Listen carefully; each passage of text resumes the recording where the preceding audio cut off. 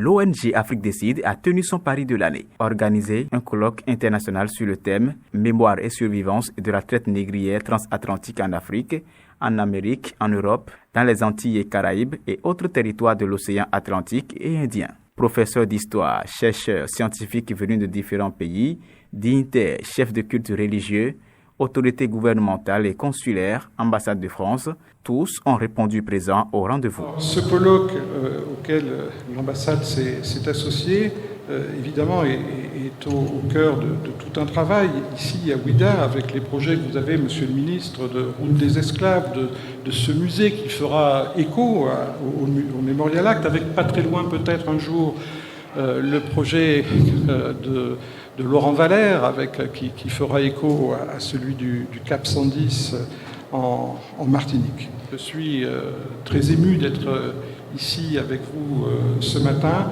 et pour vous passer le message que la mémoire doit être entretenue. La mémoire doit être entretenue. C'est le principal message qui ressort des différentes allocutions faites à l'occasion de ce colloque. Une rencontre qui vient par ailleurs remettre la cité historique dans son contexte historique et contemporain, a souligné le premier citoyen de la ville. Le colloque international sur les mémoires et survivances de la traite négrière transatlantique en Afrique, en Amérique, en Europe et dans les Antilles et Caraïbes et autres territoires des océans Atlantique et Indien, qui démarre aujourd'hui, vient donc remettre Ouidah dans son contexte historique et contemporain. C'est bien pourquoi mon conseil communal et moi-même n'avons ménagé aucun effort pour accompagner cette rencontre historique qui vient corroborer les précieux travaux de recherche et de documentation que l'Institut culturel africain de l'ONG Afrique Décide a entamé depuis bientôt 5 ans.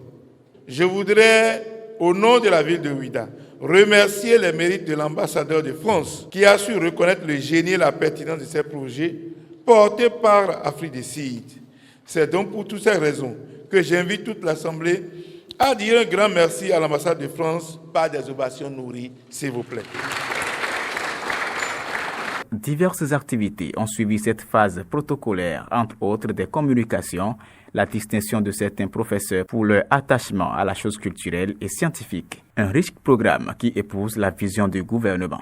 Le gouvernement de notre pays a décidé de valoriser l'histoire, de valoriser le patrimoine matériel et immatériel de notre pays et notamment de Ouidah.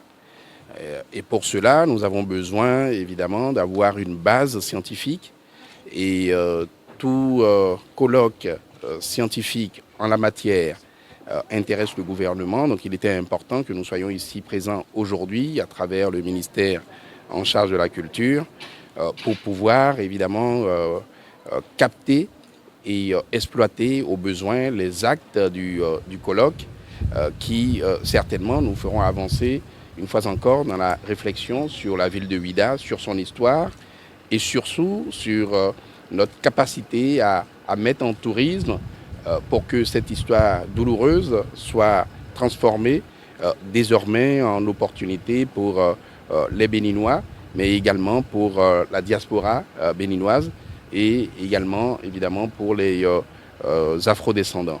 Le président de l'association Afrique Décide, avec son département Institut culturel africain, structure organisatrice de ce colloque, remercie l'ambassade de France pour son soutien.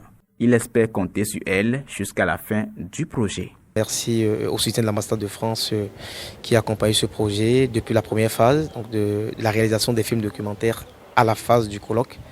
Et on espère qu'on aura leur soutien à la phase de la publication des actes du colloque.